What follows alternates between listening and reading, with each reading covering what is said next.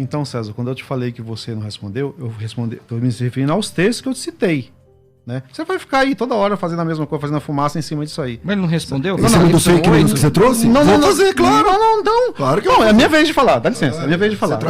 Não, eu respeitei sua hora, é a minha vez. Vamos lá. Eu pedi para explicar Apocalipse 2, 26 e 27, você não explicou, você nem comentou.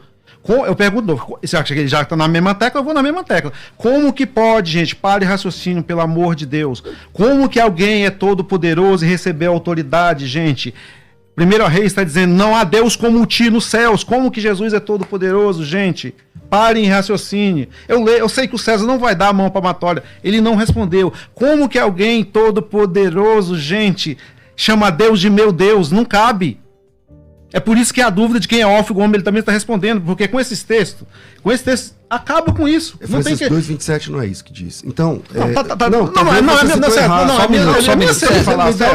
é minha vez de falar. Não, é minha vez de falar. Não, é minha vez. Calma, Francisco. Não, eu tô calmo, mas ele me interrompe, pô. Você vai falar, eu não interrompi ele. Ok, fala. Eu vou responder 2:26, 27. Só que não é isso que diz, entendeu? Eu tô te ajudando, porque você citou o texto errado, e cita o texto certo, porque não é 2:26, 27. Não é 2:26, Apocalipse 2:26, 27. Lá diz, o que vencer vai reger as nações com vara de ferro. Sim, fala que ele recebeu a autoridade do Pai. Lê o texto, Francisco. Tá, pode ser que... é o 28.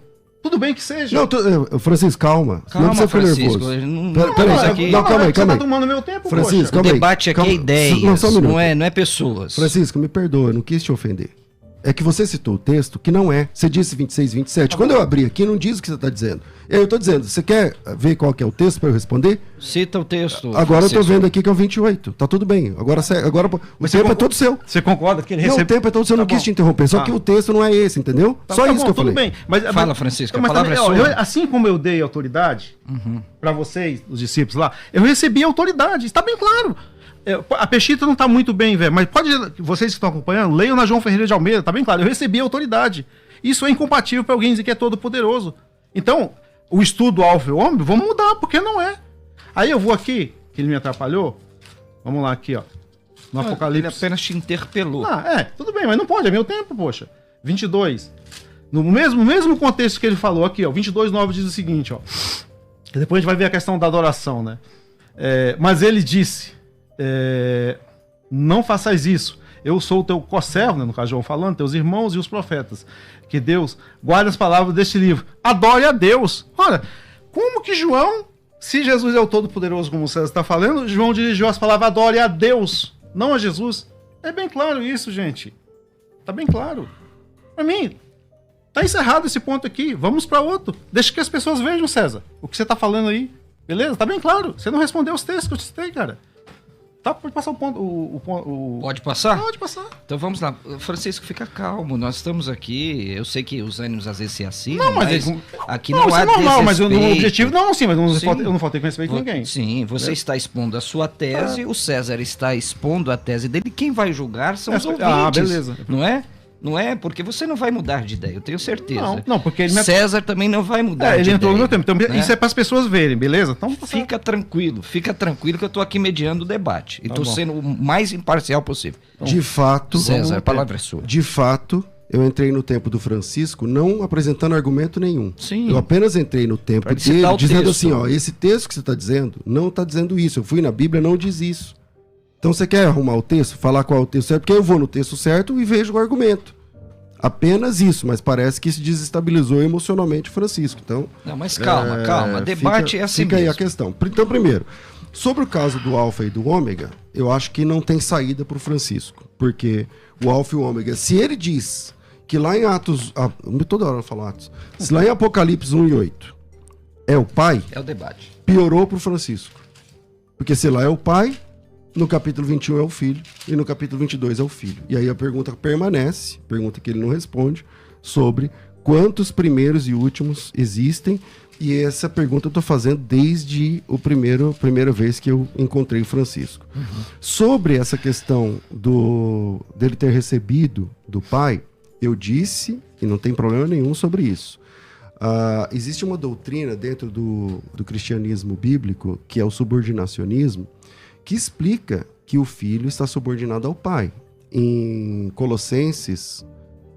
Filipenses capítulo 2, versículo 5 e diante, Está dizendo assim: tende em vós mesmos o mesmo sentimento qual houve em Cristo Jesus, o qual, existindo em forma de Deus, não teve por usurpação o fato de ser igual a Deus. Igual a Deus. Quem disse isso? Está lá. Filipenses, capítulo 2, versículo 5, até o versículo 7. Pode ver o texto, que eu não estou citando o texto errado, como o Francisco está fazendo. Entendeu? E nem estou apresentando texto espuro, apenas versículos. Então, Filipenses 2 está dizendo que ele é igual a Deus, mas humilhou-se a si mesmo. Assumiu a forma humana e, tendo sido achado na forma de servo, foi obediente até a morte, morte de cruz, pelo que Deus o exaltou soberanamente e lhe deu um nome que é sobre todo nome. Esse nome é Jeová. Lhe deu um nome que é sobre todo nome, para que ao nome de Jesus se dobre todo joelho, no céu, na terra e debaixo da terra, e toda língua confesse que Jesus Cristo é Kyrios, que Jesus Cristo é Senhor. Vocês, TJs, gostam de substituir Kyrios no Novo Testamento sempre pelo tetragrama. Só que nesse texto, por algum motivo, vocês não substituíram. Toda vez que vocês colocam tetragrama lá no Novo Testamento, por imposição de vocês, o que é uma violência ao texto original, porque não diz isso, toda vez que aparece Jeová na Bíblia de vocês, é porque lá está escrito Kyrios. Mas aqui é Kyrios, só que é para Jesus. Deu um nome que é sobre todo nome. O nome de Jeová é sobre todo nome. E esse nome aqui, em Filipenses, é a Jesus. Então, a pergunta que você está achando que eu estou correndo, que eu não tenho resposta, não sei o que lá, Jesus se submeteu, Jesus se esvaziou-se a si mesmo. E, passando a bola para o Francisco, eu deixo aqui Colossenses capítulo 2, versículo 9. Nele, em Jesus, Francisco, habita corporalmente toda plenitude da divindade.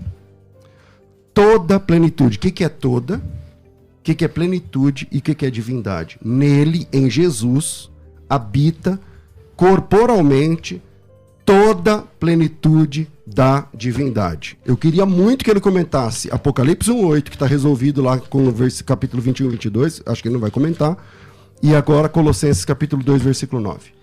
Francisco, palavra sua. Palavra minha, então. Para mim está resolvido. E para o pessoal que tem um pouquinho de raciocínio, viu que lá ele recebeu autoridade, ele não pode ser igual ao pai. Ele recebeu no céu, ele não estava como homem.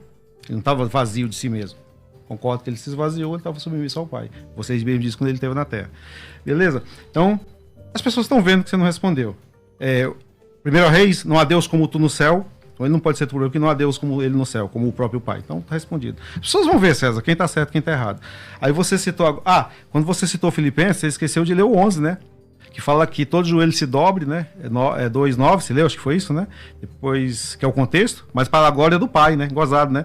Ele é Deus e a glória era pro pai. Então, algo que se pensar. Agora você citou Colossenses, não é isso? 2:9. 2:9. Vou te responder.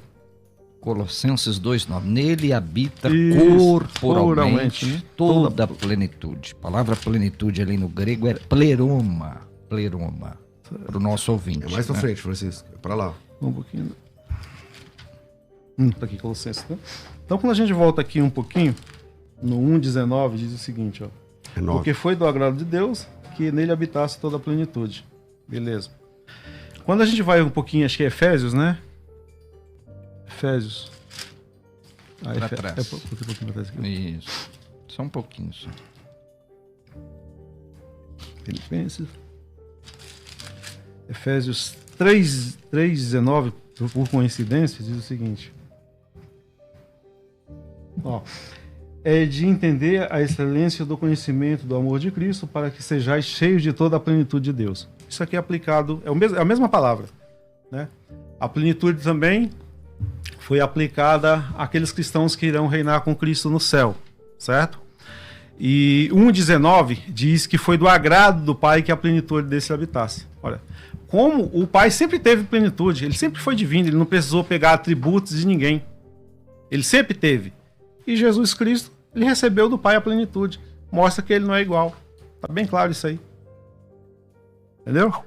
Então, se nós levarmos o raciocínio do César, os cristãos aqui que por ter recebido a plenitude serão deuses também igual ao Pai.